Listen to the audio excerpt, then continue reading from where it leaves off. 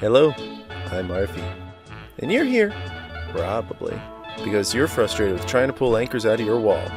I'm talking about these little plastic guys that when you try to pull them out, they just seem to rip apart.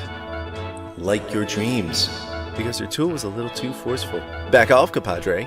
There's an easier method, and it's kind of fun, because you get to play imaginary as a dentist. We're going to play the imaginary game called Pull the Tooth. Now let's pretend this anchor here is the gums, or part of the gums. Now this screw is going to be the tooth that we're pulling. Screw in that screw into the anchor, but not very far, just far enough so that it can grab on, just a little bit in there. Then take some pliers and start pulling, imagining that your customer's screaming, assuming that you're a 19th century dentist, of course. Or if you want to play as a modern one, well, that's your boring choice. But it doesn't take much to pull that tooth out. So before you do it all yourself, make sure first to like this video and subscribe to Hello, I am Bear! Rawr.